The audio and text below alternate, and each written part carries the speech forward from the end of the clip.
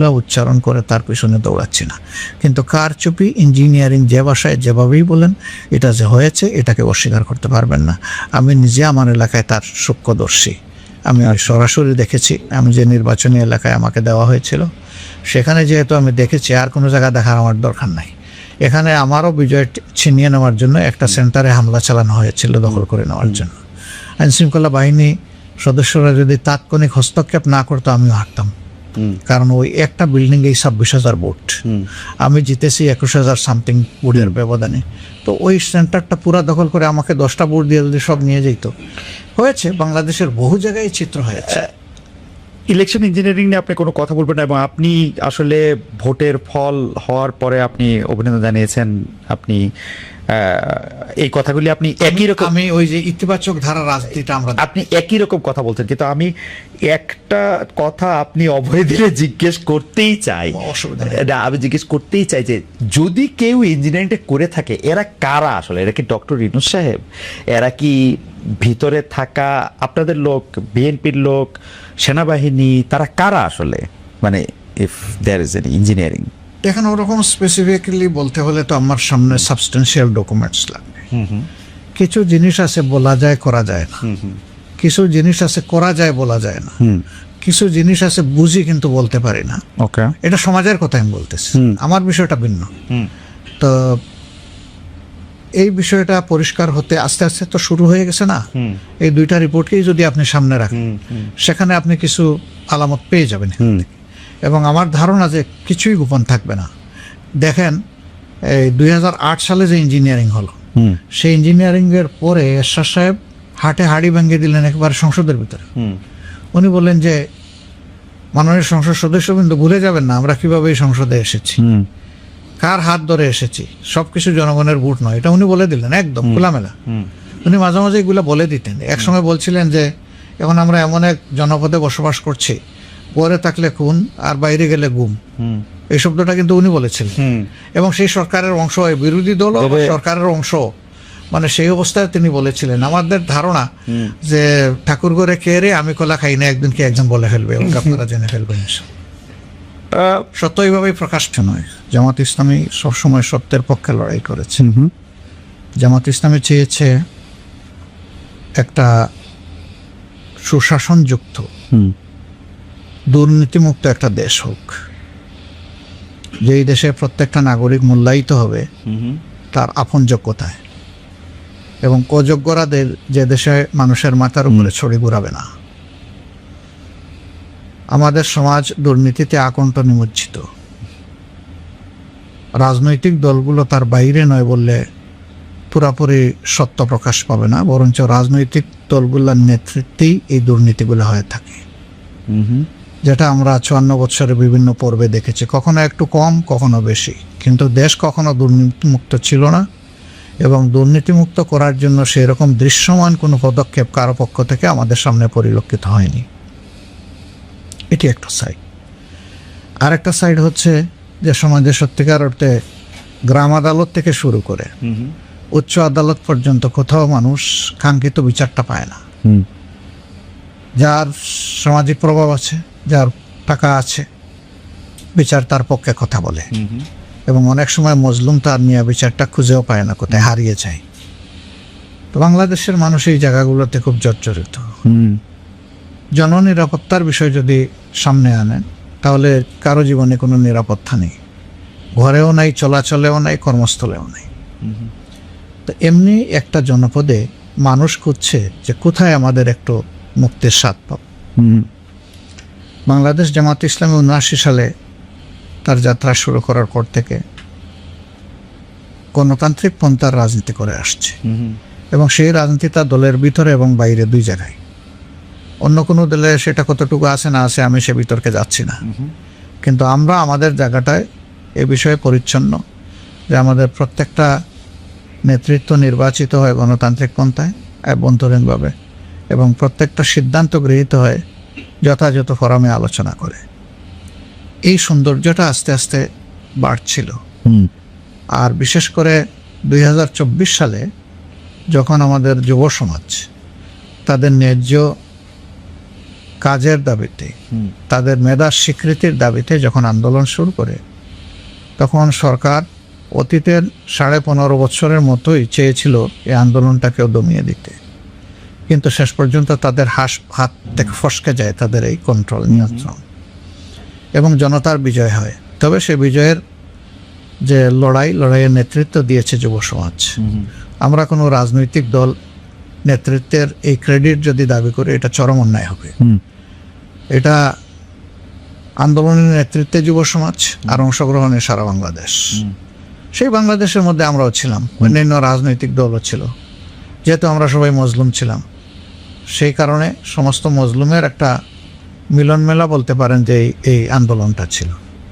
আন্দোলন সফল হওয়ার পরে লক্ষ্য করবেন যে কখনো আমরা এই আন্দোলনের কোনো ক্রেডিট দাবি করিনি, কখনো না, কোনোভাবেই না। আমরা সবসময় বলে এসেছি নেতৃত্বে যুব সমাজ, অংশগ্রহণে দেশবাসী, এবং এই বিজয় দেশবাসীর বিজয়। কিন্তু পাশাপাশি আমরা দেখেছি অনেকেই তারা সেখানে ক্রেডিট ক্লেম করেছে, তো আমরা সেই দিকে যাইনি। আশ্চর্যের বিষয়, যখন এই আন্দোলনে বাংলাদেশের মানুষগুলা কোন দলের হয়ে লড়াই করেছে মানুষের জন্য, তখন সেই শহীদ মানুষগুলাকে নিয়ে বাগবাটুরা শুরু হয়ে গেল। আমরা কিন্তু এর বিরুদ্ধে করেছি। আমরা বলেছি শহীদরা কোনো দলের হতে পারেন না, গোষ্ঠীর হতে পারেন না। শহীদরা গোটা জাতির সম্পদ, এবং আমরা তাদেরকে সেভাবেই ওই মর্যাদায় আমরা রাখতে চাই। এরপরে আমাদের এই শহীদ পরিবারের পাশে যাওয়া, এটা আমাদের নৈতিক দায়িত্ব হিসেবে আমরা নিয়েছিলাম। এটা কোনো রাজনীতি ছিল না আমাদের, কারণ আমি তো মরতে পারতাম, আমার আরও সহকর্মী মারা যেতে পারত। তা আল্লাহ যে আমাদেরকে বাঁচায় রাখলেন, এখন যারা চলে গেল তাদের প্রতি তো আমাদের অবশ্যই দায়িত্ব আছে। এটা ঠিক, তারা লড়াই করে নাই যে আমরা গিয়ে ওখানে কিছু তাদেরকে সহানুভূতি দেখাবো, পরিবারের পাশে দাঁড়াবো। তারা সবটুকু উজাড় করে দিয়ে দেশকেই দিয়ে গেছে, নিতে চায়নি কিছু। সেই মানুষগুলোর জন্য তো আমাদের কর্তব্য আছে। আমরা এই কর্তব্যের জায়গা থেকে প্রত্যেকটা শহীদ পরিবারে পৌঁছার চেষ্টা করেছি। বেশিরভাগ শহীদ পরিবারে বলতে পারেন যে আমি পার্সোনালি গিয়েছি, যখন যে এলাকায় আমি ভিজিটে গিয়েছি, ওই শহীদ পরিবারগুলোকে হয়ে দেখেছি, না হয়ে গিয়েছি, একটা কিছু করেছি, আমি তাদের না দেখে আসি নাই। আহত পঙ্গু যারা হয়েছে তাদের বিষয়টা আমরা অ্যাটেনশনে নিয়েছি, কিন্তু আমরা তো একটা সংগঠন, আমাদের কাছে তো সরকারি কোনো ট্রেজারি নেই। ফলে আমাদের সীমিত সামর্থ্যের জায়গা থেকে শহীদ পরিবার এবং আহত পঙ্গু ভাই বোনদের পাশে আমরা দাঁড়ানোর চেষ্টা করি। এই বিষয়গুলো তো জনগণ দেখেছে। একটা দল এরকম করছে, বাকি দলগুলো ক্রেডিট নিয়ে কাড়াকাড়ি করছে, এবং সেই সময় থেকে অনেকে আবার নির্বাচনের দিকে ঝুঁকে পড়েছে। আমরা তখন বলেছিলাম যে আগে পরিবেশটা সামাল দেন, তারপরে নির্বাচনের প্রশ্ন। তো শেষ পর্যন্ত নির্বাচন 17 মাসের মাথায় হলো, যে নির্বাচন হয়েছে। আপনি বলছেন এখানে আমাদের উত্থান, আসলে কি এটাই আমাদের রিয়েল চিত্র? এই প্রশ্ন এখন সমাজের অনেকের মনে। এই প্রশ্নটা আমি করতে চাই, এবং আমি এর উত্তর দিব না। ইতিমধ্যে টিআইবি একটা রিপোর্ট পেশ করেছে, তারপরে সুজন একটা প্রতিবেদন তাদের তুলে ধরেছে। আমি একজন বিচক্ষণ সাংবাদিক হিসাবে আপনাকে অনুরোধ করব যে আপনি এই দুইটা রিপোর্ট যদি দেখেন, তাহলে আপনি একটা রিফ্লেকশন পাবেন। তবে আমাদের দেশে যেহেতু একটা সংস্কৃতি তৈরি হয়ে গিয়েছে, কথাগুলো আমি ইলেকশনের আগেই বলেছিলাম, জিতলে ইলেকশন ফেয়ার, হারলে এটা সূক্ষ্ম কারচুপি অথবা আপনার বড় কারচুপি, এটা বলা হতো। আমরা বলছিলাম যে ওই সংস্কৃতিটা আমরা চালু করতে চাই না, পেয়ে যাবে। আচ্ছা, আমি একটু অন্য প্রসঙ্গে, নির্বাচনের ঠিক আগের দিন, মানে এটা নির্বাচন যারা নিয়ে কথা বলছেন, আমি টেলিভিশনে দেখতেছিলাম, তাদের মধ্যে একজন বলছেন যে ঠিক আগের দিন 74 লাখ টাকা নিয়ে জামাতের একজন জেলা আমিরের বিমানবন্দরে থাকা, মানে তার আটক হওয়া, সেটা আবার সামনে আসা, এইটা আপনাদের ভোটের ক্ষেত্রে কিছু কিছু, মানে ঠিক আগের দিন এটা ক্ষতি। আমি বলি, এই ব্যাপারে বৈধভাবে খরচ করার একটা সীমানা ছিল। এই ব্যাপারে সংগঠন, তিনি শুধু একজন মানে দায়িত্বশীল নেতা নন, তিনি এই সমাজের একজন নাগরিক, তিনি ব্যবসায়ী, তার ব্যবসার টাকা হতে পারে। এইভাবে বিমানে টাকা বহন করার মাঝে আভ্যন্তরীণ ভাবে কোনো ইলেকশন আগে মনে একটু বাধা আছে? না, কোনো বাধা নাই। বাধা নাই না, কোনো ধরনের কোনো। আচ্ছা, কেউ বলে নাই। আচ্ছা, কোনো ধরনের কোনো বাধা নাই বলেই বিমানবন্দর ইমিগ্রেশন যেটা কাস্টম যেটা ছেড়ে দিয়েছে তাকে ঢাকা থেকে, নইলে তো এখানেই আটকাতো। তো এখানে তো আটকায় নাই। এই সমস্ত জিনিস অতি উৎসাহী কিছু লোক বিভিন্ন সমাজের বিভিন্ন জায়গায় বসে থাকেন, তারা এগুলা পাঠান। আমরা ঠিক আছে ধরে নিলাম 74 লাখ, কেন 74 কোটি টাকা, আমরা কে কোথায় গিয়ে টাকা বিতরণ করেছি, কারে দিয়েছি, সেটা একটা ডকুমেন্ট বের হয়ে আসুক।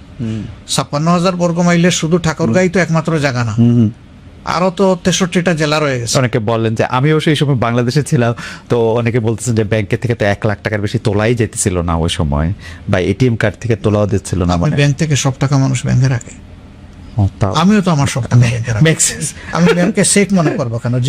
যে দেশে ব্যাংক ডাকাতি হয়ে যায়, যে দেশের ব্যাংক ডাকাতি হয়ে দুনিয়ায় লন্ডারিং হয়, সেই দেশের ব্যাংকে আস্থা কোথায় জনগণের? এতগুলা ব্যাংক কেন আজকে মুখ তুবড়ে পড়ে থাকলো? এতগুলা ব্যাংকে কেন একসাথে আনতে হলো? এগুলার জবাব কে দিবে? আসলে যদি দেশের বিদ্যমান আইনে কোথাও কোনো নিষেধাজ্ঞা না থাকে, আর সেটা নিয়ে যদি কেউ কিছু করে, সেটা নিঃসন্দেহে বাড়াবাড়ি।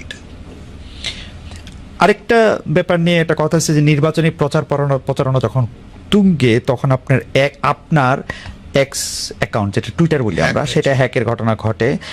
আপনি পরে নিজেও ওই অ্যাকাউন্টে যে বক্তব্য বলা হয়েছিল সেটাকে নিজেও আপনি, আপনার ভাষায় বলি যে আপনি জঘন্য বলছেন। তো যার বিরুদ্ধে হ্যাকের অভিযোগ আসছে, সে বঙ্গভবনের কর্মকর্তাকে গ্রেপ্তারও করা হয়েছিল। এইটা আপনারা, মানে আপনার জানার মতো এটা ফলো আপে আছে কিনা? কারণ উনার বক্তব্য হচ্ছে কেউ যদি কোনো এরকম একটা লিঙ্ক পাঠায়, এটা নিজের নামে পাঠাবে কিনা, এই ক্ষেত্রে নানা ধরনের কথা আছে। আপনি এটা ফলো আপে রাখছেন কিনা? তো উনি ইনডিরেক্ট কথা বললেন, উনি ডিরেক্ট করতে পারলেন না কেন যে না বঙ্গভবন থেকে এটা হয়নি? কেন বলতে পারলেন না? ওকে, কিন্তু বলতে পারেননি, তাহলে তো তিনি এডমিট করে নিয়েছেন। এবং এটা জঘন্য কাজ, এই ব্যাপারে তো কোনো সন্দেহ নেই। কথাগুলোও ছিল জঘন্য, কাজটা এর চাইতে জঘন্য। কোথার থেকে হয়েছে? বাংলাদেশের সর্বোচ্চ আস্থার জায়গা, সর্বোচ্চ গার্জিয়ানশিপের জায়গা থেকে। আমি তো মনে করি এই একটা ঘটনায় উন্নত দেশ হলে প্রেসিডেন্ট নিজে স্টেপ ডাউন করতেন, বলতেন যে আমার আঙ্গিনা, আমার ঘর আমি সেভ রাখতে পারি নাই, একজন নাগরিক, তার অধিকার আমি হরণ করেছি, আমি এই কারণে আমার ব্যর্থতার দায় নিয়ে আমি পদত্যাগ করলাম। ওকে, এটাই মোরালিটির দাবি। এখানে আমাকে আইন লড়াইয়ে যেতে হবে কেন? কিন্তু এটা কেমন জানি একটা যুক্তির কথা এরা বলে যে আমি কি আমার নিজের নামে করতাম কিনা, মানে আমি যদি এরকম একটা, উনি বলুক, উনি এলে কে করেছে, ওখান থেকে কিভাবে আসছে, উনি বলুক, এক্সপ্লেনেশন তো উনাকে দিতে হবে। ওকে, আপনার বেশ কয়েক মাস আগে আপনি কর্মরত নারীদের কর্মঘণ্টা বিষয়ে আপনার একটা বক্তব্য ছিল। নির্বাচনের কিছুদিন আগে আল জাজিরায় যে আপনি সাক্ষাৎকার দিলেন, সেখানে আপনি একটা স্পষ্ট করেছেন যে জামায়াতের প্রধান হিসেবে নারীদের আসার কোনো সুযোগ নেই। আমরা এটাকে ধরে নিয়েছি যে আপনি এটা মিন করছেন যে দেশের প্রধান হিসাবে আসলে নারীদের আসার সুযোগটা সীমিত। এখন একটা প্রশ্ন, এই প্রশ্নটা আসলে দুইটা পার্ট। একটা প্রশ্ন হচ্ছে বেগম জিয়ার নেতৃত্বে জামায়াত আসলে ক্যাবিনেটে ছিলেন, ক্যাবিনেটে ছিল ভালো মতো। আরেকটা প্রশ্ন হচ্ছে যে আমি করতে করতে দেখতেছিলাম যে ফাতেমা জিন্নাহ যখন 1964 সালে আইয়ুব খানের বিরুদ্ধে লড়ছিলেন, তখন আশরাফ আলী থানভীর নেতৃত্বে একাধিক আলেম এই মত পোষণ করছিলেন, যেহেতু কোরআনে রানী বিলকিসের কথা আছে এবং তার মুসলমান হওয়ার পরও তার বাদশাহী যাওয়ার কথা নাই সেখানে পড়ে। আমিও যতটুকু বুঝছি, উনার কথা আমি যতটুকু বুঝছি যে আসলে মানে রাষ্ট্রপ্রধান বা সরকার প্রধান হওয়ার ক্ষেত্রে নারীদের বাধা নাই। দুইটা আসপেক্টে যদি আপনি বলেন, একটা পলিটিক্যাল আসপেক্ট, একটা থিওলজিক্যাল আসপেক্ট। বিলকিসের কথা বলি, সাবার রানী ছিলেন। জি, সাবার রানী, জি, সাবার রানী ছিলেন। ওনাকে মূলত কল করেছিলেন সুলেমান, সুলেমান, জি। তো উনি তার দরবারে আসলেন, আসার পরে রাজপ্রাসাদে দাওয়াত গ্রহণ করলেন, গেলেন। তারপরে তার মানে রানীগিরি ছিল না, এটার কোরআনে নাই, এটার কোরআনে নাই। এই পর্যন্ত কিন্তু চ্যাপ্টারটা ক্লোজ, সূরা আমল। এবং এইটার কোনো অথেন্টিক হিস্ট্রিও নাই আমাদের সামনে, আমাদের কাছে নাই, পর্যায়ে কি হয়েছে না। রাইট। সুতরাং সেটাকে আমরা রেফারেন্স আকারে এখানে নিতে পারছি না। ওকে। আর তিনি ছিলেন মূলত অগ্নিপূজক। তো এটা তো বিশ্বে অনেক জায়গায় সেটা ছিল তখনকার আমলে, পরবর্তী যুগেও ছিল। যেমন এখনকারীরা, তাদের অবস্থাটা ওই রকম দাচের একটা বিষয় ছিল। কিন্তু পরবর্তীতে তারা যখন তাদের অ্যানসেস্টর যারা ইসলাম কবুল করেছে, তারা তখন ওইটা থেকে বের হয়ে এসেছে। তো সেটাকে আমি রেফারেন্স হিসেবে নিতে রাজি না। ওকে, ফেয়ার এনাফ। এখন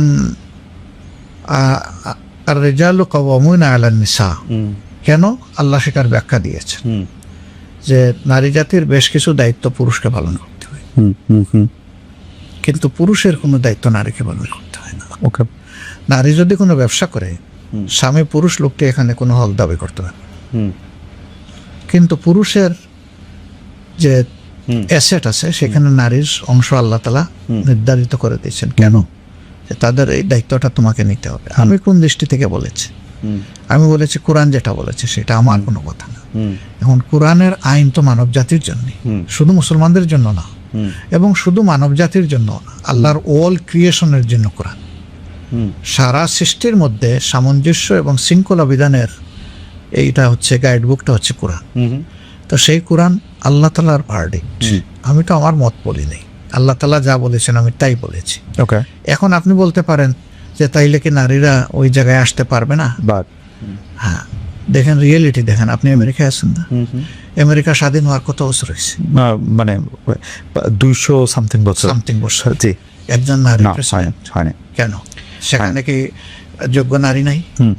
কিন্তু আবার ইংল্যান্ডে হয়েছে, ইংল্যান্ডে হয়েছে, আরো অন্যান্য জায়গায় হয়েছে। কিন্তু এখন আমেরিকাতে হয় নাই। হ্যাঁ, এখনকার দুনিয়ার সবচেয়ে বড় শক্তিশালী দেশ যেটা, সেই দেশে নারীরা কি কোনোদিন কম্পিটিশনে আসেনি? আসছে, আসছে, কিন্তু ফেল করছে কিন্তু দুইবার। তাদেরকে আমেরিকাবাসী সিলেক্ট করে নাই। রাইট। কেন করে নাই? এই জব তারা দিতে পারে। তবে আমরা তাদেরকে একটা বিচক্ষণ বুদ্ধিমান জাতি হিসাবেই দেখতে পাই, ওকে, সাহসী হিসাবেও তো সেখানে দেখেন এটা হয়নি। তো যুক্তিতে আপনি গেলে কি দেখবেন? একজন মা যখন চাইল্ড বেয়ারিং হবে, তখন কি একজন সুস্থ সক্ষম পুরুষের মতো তিনি সব ফিজিক্যাল অ্যাক্টিভিটি করতে পারবেন? পারবেন না। যদি তিনি পারতেন তাইলে ম্যাটারনিটি লিভের দরকার হতো। ম্যাটারনিটি লিভটা দেওয়া হয় কি জন্য? এটা তার ডিউ, এটা তার হক, এটা তার অধিকার। তার অধিকার, এটা কোনো তার প্রতি কোনো প্রিভিলেজ না, ব্লেসিং না, এটা তার পাওনা। তো এই জায়গা থেকে আমরা মাদেরকে আল্লাহ রাসূল সাল্লাল্লাহু আলাইহি সাল্লামের জমানায় সর্বোচ্চ যতটুকু সম্মান দিয়েছেন তা আমরা দেওয়া। ওকে, যেমন ধরেন যে আল্লাহ রাসূল যুদ্ধে মহিলাদেরকে নিয়ে গেছে, আল্লাহ রাসূল ক্রিটিক্যাল টাইমে মহিলাদের পরামর্শ নিয়েছেন। হুদাইবিয়ার সন্ধি সব পুরুষ সাহাবীরা সরে গেছে, মনের দুঃখে কষ্টে রাসূল করিম সাল্লাল্লাহু আলাইহি সাল্লাম থেকে দূরে সরে গিয়ে কান্নাকাটি করতেছে। সেই সময় তিনি যাকে সঙ্গিনীর সাথে নিয়ে গেছেন, গিয়ে জিজ্ঞেস করছেন, তুমি কি বলো? বলছে, আপনি কি আপনার সঙ্গীদের উপর আস্থা হারিয়ে ফেলেছেন? ইয়া রাসূল, কোনো কারণ নাই। আপনি যা করার জন্য তাদেরকে বলছেন, আপনি আগে সেটা শুরু করে দেন, দেখবেন সবগুলো আপনাকে ফলো করবে। এবং এক্স্যাক্টলি তাই হয়েছে। তো দেখেন কত ক্রিটিক্যাল টাইম ছিল। ও, আপনি যদি আমাদের দর্শকদের জন্য একটু পরিষ্কার করতেন, উনি কি তার কোনো আত্মীয় ছিলেন নাকি? না, আত্মীয় কোনো, তার স্ত্রী। ও, তার স্ত্রীর পরামর্শ দিয়েছেন, তার স্ত্রীর পরামর্শ। আমি সেটা একটু বলছি, মানে আল্লাহ রাসূল বদর যুদ্ধ ছাড়া যত যুদ্ধে অংশগ্রহণ করেছেন সব যুদ্ধে স্ত্রীদেরকে নিয়ে গেছেন সাথে। একজন তিনি লটারি করতেন, লটারিতে যার নাম আসতো তাকে তিনি নিয়ে যেতেন। আচ্ছা, অন্যান্য সাহাবীরা নিয়েছেন, এমন বিধবা মহিলারাও আল্লাহ রাসূলের অনুমতি নিয়ে যুদ্ধে অংশগ্রহণ করেছেন। ওকে, হুদাইবিয়ার সন্ধির সময় উনার সাথে কোন সম্ভবত একটু দেখতে হবে, দেখো তো একটু, আচ্ছা আমাকে সাহায্য করো। জি, তো ধরেন আচ্ছা, মানে উনি এরপরে ওহুদের যুদ্ধে দেখেন, ওহুদের যুদ্ধের সময় সবচেয়ে ক্রিটিক্যাল টাইমে রাসূলের প্রতিপক্ষ যারা ছিলেন তারা কিন্তু একদম কাছে, একদম হাত দিয়ে ছোঁয়ার জায়গায় চলে আসছে। সেই সময় পুরুষ নাই, একজন মহিলা হযরত নুসাইবা রাদিয়াল্লাহু তাআলা, তিনি ঘুরে ঘুরে আল্লাহ রাসূলকে প্রোটেকশন দিয়েছে। এবং যুদ্ধের পরে দেখা গেল তার দেহে 70টা ভারী জখম, রক্ত অজর তারাই জ্বরছিল, তীর জুল ছিল শরীরের মধ্যে। আল্লাহ রাসূল ভাঙ্গা দাঁত, দুইটা দাঁত তার ভেঙে যায় আঘাতে, সেই সময় নিজের দাঁত দিয়ে ওই কামড় দিয়ে বের করে দিয়েছে। তারপরে তার শুশ্রূষা নিজে করেছেন, আলহামদুলিল্লাহ, পরে তিনি সুস্থ হয়ে উঠেছে। তো মহিলারা এত ঝুঁকিপূর্ণ কাজে যেখানে দায়িত্ব পালন করেছেন, তাহলে সমাজের সব জায়গায় তারা পারবেন না কেন? তো আল্লাহ তাআলা সীমারেখা এটা আমাদের জন্য নির্ধারণ করে দিয়েছেন। পুরুষের জন্য কিছু সীমা আছে, মহিলাদের জন্য